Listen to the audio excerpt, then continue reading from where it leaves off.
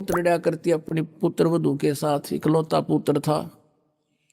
अब बेटा न्यू सोचा करता भाई माँ की बात नहीं मानी तो माँ की आत्मा दुख पाओगी, वो भी अपनी पत्नी को ही धमकाया करता, गलती होती चाहे ना होती, माँ को प्रसन्न करने के लिए। और बुढ़िया बहुत कलियारी थी।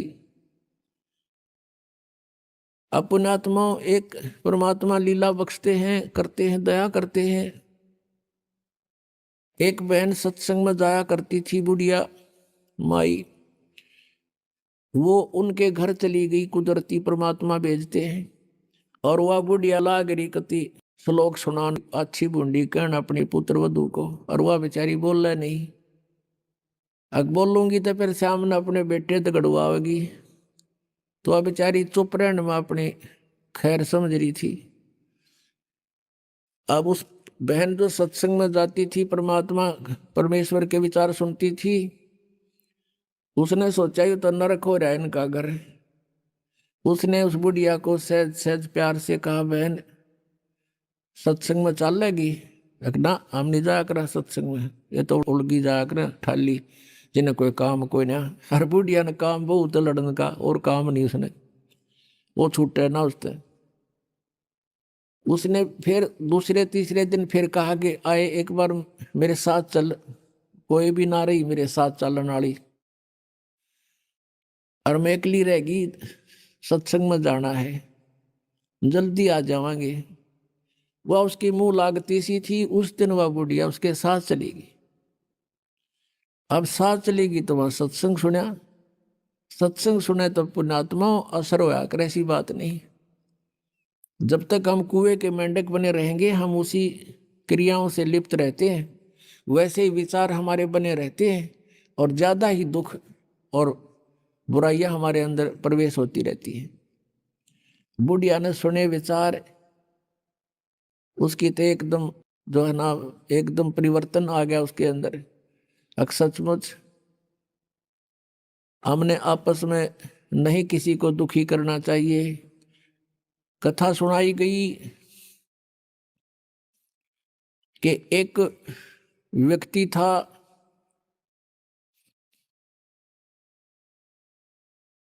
वो कहीं पर साधना कर रहा था,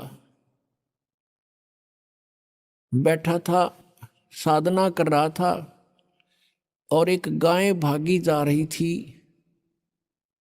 और वो गर्भवती थी, और उसको ये आभास हो गया था कि कोई कसाई उसके पीछे पड़ा हुआ है। वो आगे वन में ओझल होगी, शिकारी वहां आया, उस साधक से उसने पूछा, गाय देखी आपने? कहते मुंह से नहीं बोला, उसने हाथ कर दिया ऐसे, किधर गई? वो कसाई ने वह गाय ढूंढ ली, वो मार दी।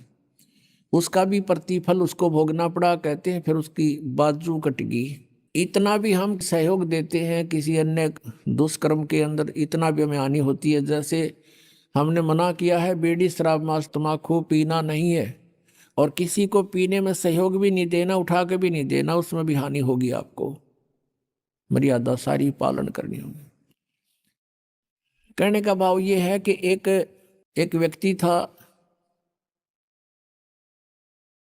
और उसकी पत्नी बहुत लड़ा करती, बहुत झगड़ा करती थी, बहुत बुरा बोलती थी। तो किसी ने, वो जो व्यक्ति था अगले जन्म में जिसकी बाजू कटी थी, वो साधना कर रहा था, साधना कर रहा था, कहीं पर अगले जन्म में भक्त बन गया। तो उसकी किसी ने आकर के अचानक पहले तो उससे पैसे पूछे, बाबा जी पैसे निकाल सारे। अब पैसे नहीं है भाई मेरे, तो उसकी बाजू काट दी। अब उसने सोचा भाई मैं भक्ति भी कर रहा हूं और यह आपत्ति मेरे पर कैसे आ गई। उसने सोचा भी मैं इसका किसी से कारण पूछूं, मेरा कौन से जन्म का पाप था। किसी ने बता दिया भाई इस गांव के अंदर एक भगत है, और वो पीछे बीती हुई बता देता है, पिछली बता देता है, भविष्य की नहीं जानता। वो उसके घर पर गया तो उसने पता लगा कि घर से बाहर गया हुआ है। फिर भी उसने सोचा घर पे पता करता हूं। जब वो घर पे गया तो उसकी पत्नी से पूछा कि ऐसे ऐसे वो कहाँ है भगत। हुआ उसकी पत्नी लगी गाली देने कि तेरे जैसा ढेड वो है हंडा धक्के खांदा जिस तरह तू खावे है, पता नहीं के सुना दी। अब जिसका हाथ कटा हुआ था उसने सोची भाई मैं तो गलत आ गया, मेरे साथ मजाक कर दिया, दिखे ना भगता के घर में कैसी बात होया करे, इसी ने कमी होया करे। वो वापस चल पड़ा। रास्ते में किसी ने बता दिया कि तू जिसका घर पूछा था ये आ रहा वो व्यक्ति। उसने उसको सोचा ले चल आया है बाहर, बात कर लेता हूँ। राम रमी हुई, नमस्कार हुआ, कुशल मंगल पूछा। वो जिसका हाथ कटा हुआ था उसने पूछा कि भाई एक बात बता, क्या तू पीछे की जानता सारी? हाँ जी, दया है भगवान की। भाई पहला मेरी तो पाछा बताइए, पहला तू अपनी बताया, तेरे घर में इसी बूंदी कलियारी क्यों करा रही है? ऐसी बेहुदा बोली वाह न, बोला यह भी बताऊं, पहला यह सुन ले तू। पिछले जन्म में मैं था काग, या थी गधी, और जब कुमार इसने छोड़ देता इसकी कमर टूटी हुई होती थी, मैं इसकी वो खाता था, टूटी हुई कमर से उन जख्मों से मांस खाता था। तो आज भाई ये अपना बदला ले रही है मेरे से, और ये इतने जख्म करेगी मेरा जितने मन न कर रखे हैं।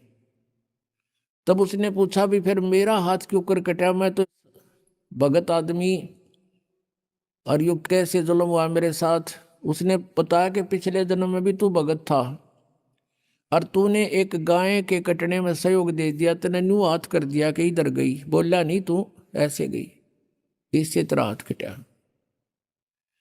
अब कहते हैं तुमने दरगाह का महल नहीं देखा, धर्मराज के तिल तिल का लेखा। अब इस तरह कहते तुम एक दूसरे को सताओगे तो तुम्हें आगे फिर दंड भोगना पड़ेगा। वह बूढ़िया के बात समझ में आएगी, अकबर ने तो जुल्म कर दिया। उसके बाद अपनी पुत्र वधू को वो बिल्कुल शांत रहे, बोले नहीं फालतू। सत्संग में ये भी सुनाया गया कि जो कुछ हानि होनी है वह तो हो चुकी, और पाछा वो खाम खा महाभारत बनाने की कोई आवश्यकता ही नहीं। वो तो दूना दुख पैदा करने वाला वो वस्तु आवे नहीं वापस। एक दिन क्या हुआ, वो पुत्र वधू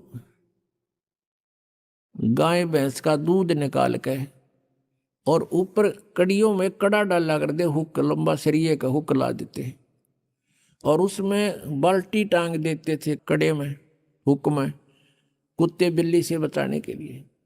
अब उस पुत्रवधू ने वो ऊपर, क्योंकि ऊंचा होता था, गर्दन नीचे रखनी पड़ती थी, यूं कर टांगन लगी, वो की तो उल्टी साइड में लग गया। उसने सोचा टंग गया, उस हाथ छोड़ दिए, वो बाल्टी नीचे गिर गई, सारा दूध फर्श पे फैल गया।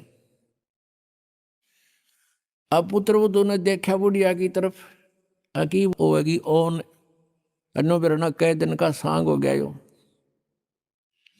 अब उसकी तरफ देख रही है बेचारी भयभीत दृष्टि से। बुढ़िया कहती है बेटी कोई बात नहीं, हमारे भाग में नहीं था यू, और इसको उठा ले ऊपर ऊपर से और भैंस को ही डाल दे बेटा उसके चारे में, ये अपने भाग में नहीं था आज इसलिए गिर गया, कोई बात नहीं। अब उस पुत्र वधू ने सोचा आज बुढ़िया कौन सा स्टेशन पकड़ेगी, या तो कदे 16 बात बोलिया नहीं करती। काफी देर उसका जची नहीं, बुढ़िया फिर शुरू हो गया ऊपर ले मनते कहती हो कदे। वह बुढ़िया खड़ी हुई, 7 लाख का बेटा ठा इसने, और भैंस के चारे में डाल दे, कोई दिक्कत कोई ना। अब उसने सोची अपने बेटे ने बतावेगी,